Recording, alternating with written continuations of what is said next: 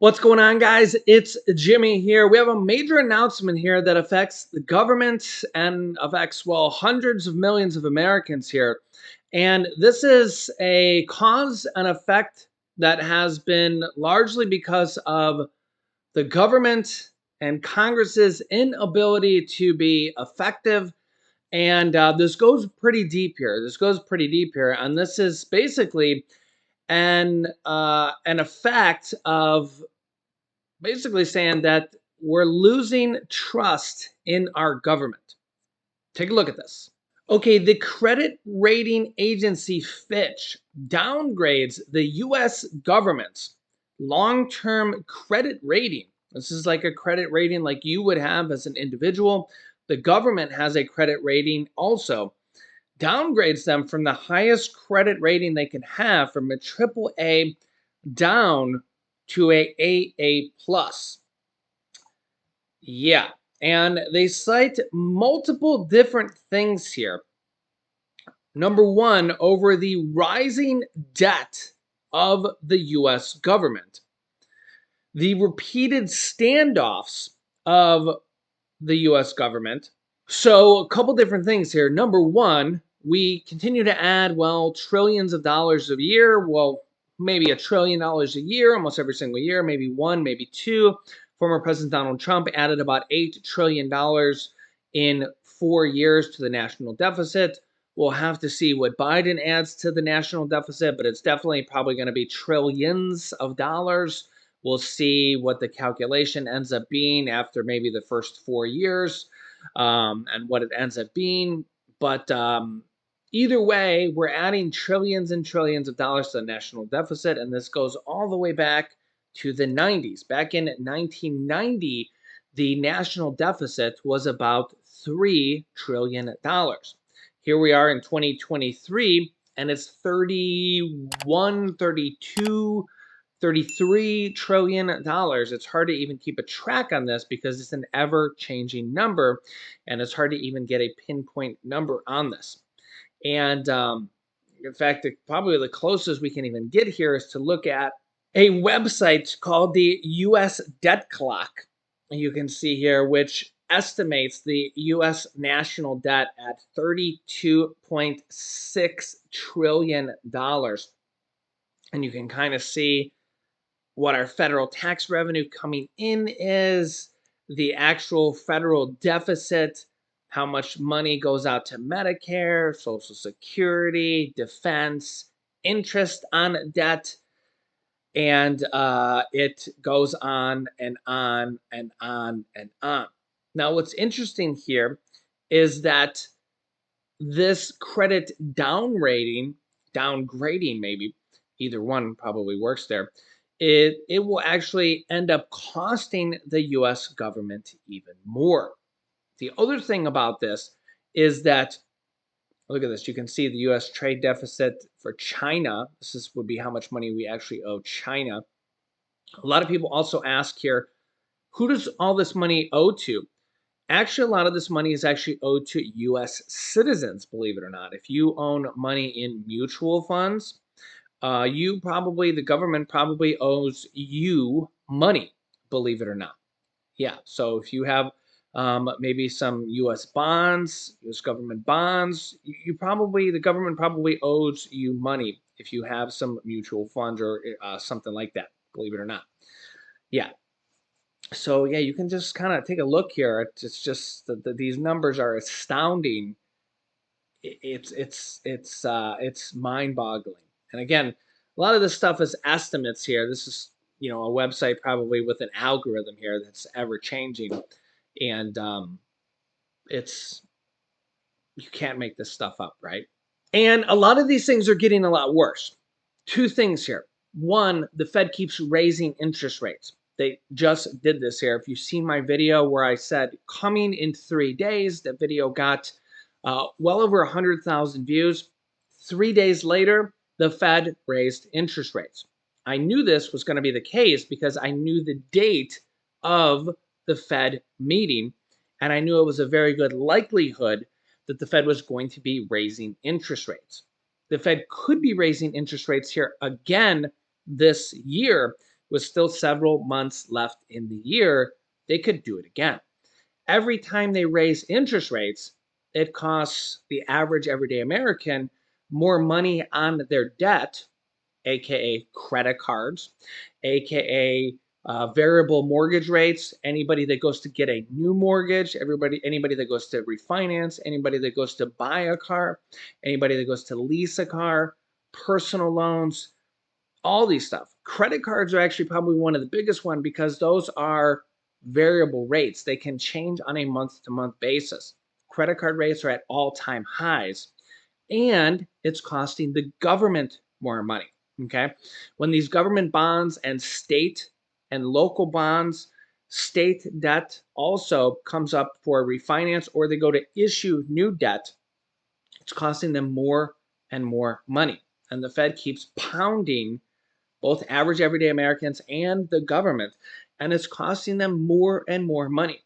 We're getting close to $1 trillion a year in US government interest alone on the debt. So that means every year $1 trillion gets added to the government debt.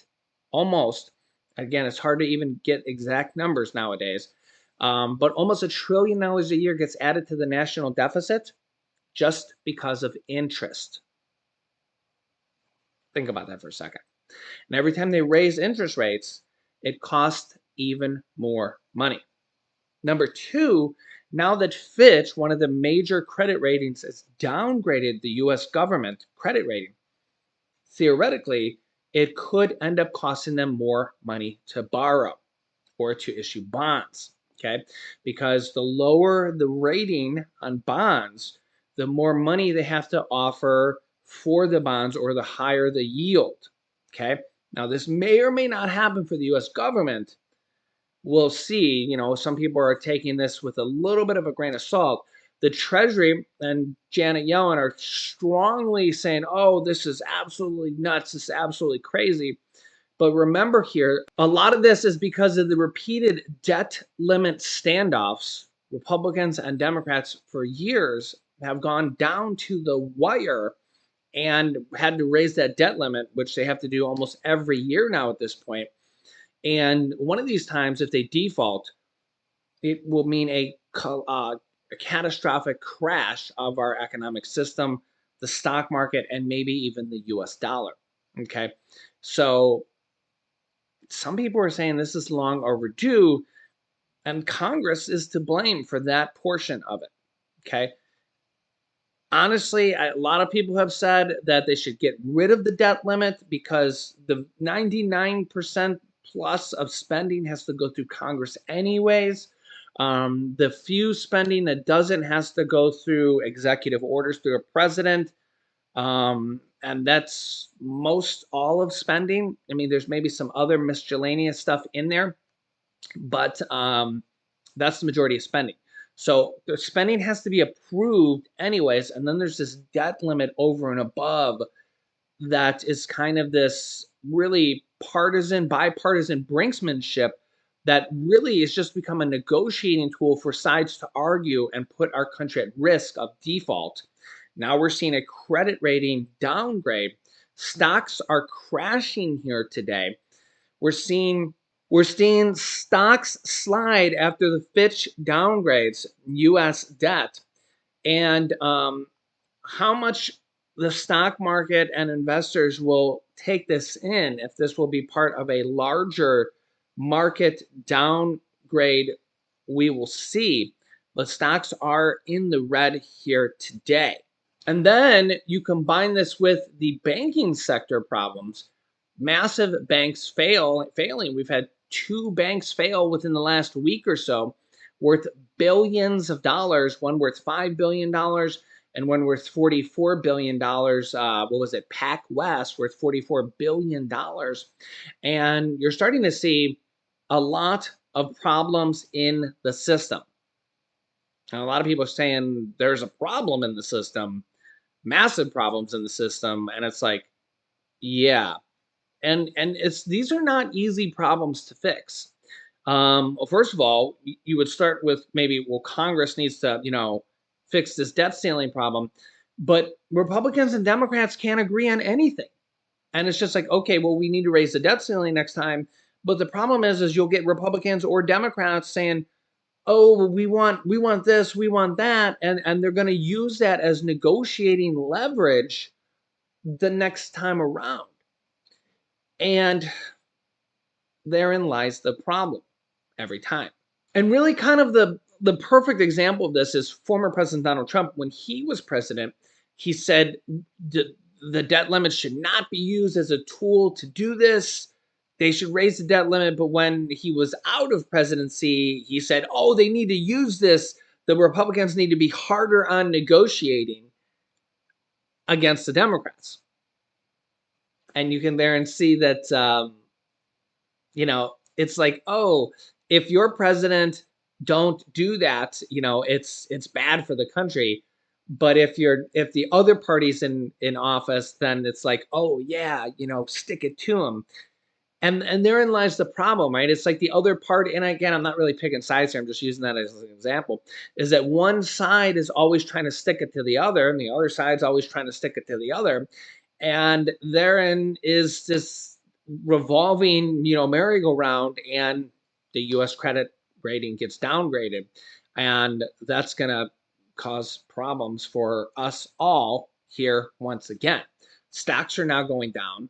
That's going to affect everybody's pensions, 401ks, IRAs, at least in the short term. How much more of a ripple effect it will have, we will see. But at least for now, stocks are going down. So let me know your thoughts here in the comments. I'll keep you up to date here with everything going on. What do you guys think? Yeah. If you haven't yet, subscribe down below. Click the bell icon so you don't miss out on any new videos that come out here every day at 10 a.m., 3 p.m., and 8 p.m. Eastern Standard Time. Also, thanks for liking and sharing these videos. Click here to see what is causing massive food price spikes, or click here to see a video about NATO moving thousands of troops against Russia. So click on one of those videos next. Thanks for watching, guys, and I'll see you in the next video.